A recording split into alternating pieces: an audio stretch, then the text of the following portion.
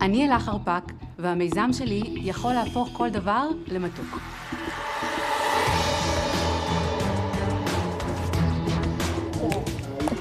בטח ממש מתרגשת.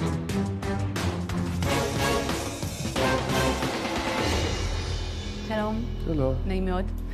אני אלה, בת 42, מקיבוץ גברעם, אימא לשלושה ובעלים של עסק שנקרא The Chocolate Workshop. תמיד אהבתי שוקולד, וכשסיימתי את הלימודים בקורדון בלו, ידעתי שזה הכיוון שלי. חזרתי לארץ ופתחתי עסק לסדנאות שוקולד. כבר 10 שנים אני מעבירה סדנאות, אני חיה ונושמת שוקולד. לפני כשנה ביקשו ממני להכין פסלוני אוסקר משוקולד. הפסלונים נראו כל כך אמיתיים, וכך נולד הרעיון של מארזי שוקולד מציאותי, שבעצם לקוחים מעולם התוכן של מקבל המתנה. המארזים מאוד מגוונים בנושאים שונים. יש לי מארזים לפסיכולוגים, מארזים בנושא כדורגל, מארזים של כדורסל, הייטק ועוד ועוד ועוד. הקונספט הזה של שוקולד מציאותי הוא חדשני בישראל. אני היחידה שבעצם יוצרת מארזים שכאלה, ועד כמה שבדקתי גם בארצות הברית אין כאלו מארזים, ולכן אני חושבת שהפוטנציאל של הגדילה של העסק הזה הוא מאוד מאוד גדול. כבר מלקק את השפתיים.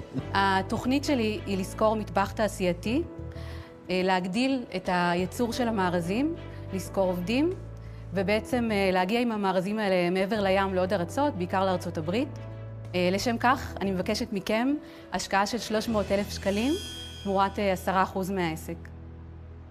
תודה. תודה. אפשר לראות? יש מה לראות? בטח, אני אתן לכם לטעום כמובן. השוקולד שאני משתמשת בו זה אותו שוקולד שהשתמשנו כשלמדתי בקורדון בלו. אתם מוזמנים להיווכח בעצמכם. זה רציני, בואי, זה היה פה. וואו, בבקשה, אתה מוזמן. אי אפשר לאכול את זה, מה? זה תראה יפה. זה מקסים. דובי, תראה מה לקחת? תראו. או, אלוהים. איך זה? תראה את זה, תראה. חבל האמת שאת לאכול את זה. המקדח הכי כיף לאכול, כי הוא הכי קראנצ'י, אבל הפטיש יש בו יותר שוקולד. כריש פטיש. צריכים ליהנה המארזים האלה. מה יש בערכת הייטק? יש עכבר, לפטופ. ושווי מנופח. חשוב לי להגיד שיש גם גרסה נוספת של כלים שהם יותר חלודים, אתם יכולים אם תרצו לגשת ולראות. איך אפשר לאכול את זה? אני לא הייתי אוכל את זה. טעים דווקא. אוי, דובי, בשבילך. דובי. כואב הלב לאכול את זה, אבל יסמין. כמה זה לוקח להכין? סליחה. אז כרגע במטבח שלי אני יכולה להכין 2 מארזים כאלה בשעה, אבל במטבח תעשייתי שיש בו מכונת קמפור ואת כל הציוד, בן אדם אחד יכול להכין 10 מארזים כאלה בשעה. את יכולה לעשות כל דבר שאת רוצה, שאת חייבת לייצר תבניות רלוונטיות, ואז לפי זה... אפשר כל דבר. אני כבר למדתי להכין בעצמי את התבניות, אני יוצרת אותן מסיליקון, וגם אני יודעת פשוט לאתר בכל מקום בעולם, ואני בעצם יכולה להכין כל דבר. אלה, בואי נדבר רגע על מספרים. כן. כמה את מוכרת כאלה? אז בשנה האחרונה מכרתי ב-55,000 שקלים. כן. בסביבות ה-250 מארזים כאלה מכרתי בשנה האחרונה, אבל באמת כמעט וללא פרסום. את תצטרכי, בכסף הזה את תרצי לקנות ציוד או מה?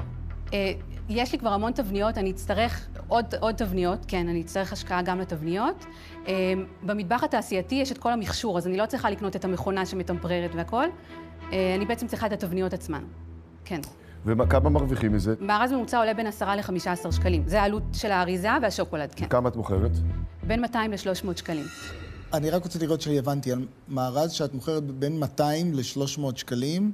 כן. העלות של השוקולד והאריזה, כל הקרטון וכל הדברים האלה, זה בין 10 ל-15 שקלים. כן. בעצם העלות של החומר זה 5%. נכון, כן. מדהים. כמה זה מסובך המשלוח? המשלוחים עולים בסביבות 30 שקלים. מה המקסימום קפסיטי שלך? זאת אומרת, אם את בתפוסה מלאה, בתפוקה מלאה, כמה יחידות את יכולה להכין? תראי, ברגע שיהיה לי מקום משלי, כשנעבור את השלב של המטבח התעשייתי, אז אין גבול, כי כל עובד שאני מעסיקה, בעצם זה עוד לפחות 80 מארזים ביום. אז בהנחה שיש לך ביקוש אינסופי, ואת מביאה עובדים כמה שאת צריכה, זאת אומרת, מה הרווח פר עובד? הרווח הנקי, הסופי שהגעתי לפני מיסים, הוא 40%. אלא, אני רוצה לתת לך הצעה. המהיר. כן, ישר, זה plain and simple. אני אתן לך את 300,000 שקל שלך. אני גם חובב גדול של שוקולד. לא יודע אם לשמחתי או לצערי. אבל בעיניי זה לא שוקולד, זה שוקולד עם אומנות. תודה. אבל תצטרכי ללכת לקראתי באחוזים, כי זה לא מהותי. כן. אני חושב שאם את רוצה חובב שוקולד יחד איתך עם כוח פיננסי וקצת ידע עסקי, את תצטרכי קצת יותר. אוקיי. למשל, אני יודע, 30%. אוקיי. אני יכולה לשמוע עוד הוצאות? עדיף 40%, שיהיה מקום ליותר מאחד. רק מציע. אני אשמח, אם אתה רוצה לצרף אותי אליך, אני אשמח. אני אוהב קיבוצניקים ואוהב שוקולד. לפחות יש התקדמות. חכה שנייה, תן לחברים לדבר, בוא נראה. רגע, היא לא שמעה מאיתנו עוד. קדימה. אני... זוהר לא יכול לחכות. איזה טוב. טעים. כן. אני חושבת שיש לך הצעות על השולחן, הצעות טובות. אני באופן אישי, האמת, לא אוהבת שוקולד, משהו מאוד מפתיע, כי נראה לי שאני בדיוק הטארגט מרקט למי שאמור לאהוב שוקולד. אז אני אפילו לא נכנסת פה למספרים, אני שמחה בשבילך, זה באמת מאוד יפה. בהצלחה, אני בחוץ. תודה רבה. טוב, לפעמים אנשים מתחברים למשהו וזה קורה בשנייה. ובמקרה של אמיר זה קרה ככה. כן. ואני חושב שזה יהיה לא ראוי לטרפד לו את זה אם היה לו כזה חיבור, כי לי לא היה את החיבור המיידי הזה. אני בחוץ, תודה על ההזדמנות. לא, אני גם חושב כמו דובי, אני בעד שאמיר ייקח את זה, אני בחוץ. תודה.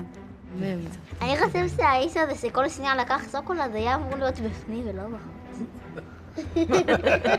אז רק יש דבר אחד. מה שזוהר אמר, זה שיהיה לנו מקום. כן. יהיה לנו מקום, אז צריך עוד קצת אחוזים. 40% שלנו זה 20, 20 ועד 60, אז אפשר לעשות מזה... זה מעניין. סוחרת. יש עוד תנאי אחד, כן. שאני בוחר מארז ולוקח אותו עכשיו. יש עסקה אבל, חברים, יש עסקה? כן, אני מסכימה. יופי. בשמחה. בהצלחה. ברור. תודה רבה. זה תודה. פשוט מקסים. מזל טוב. תודה, תודה.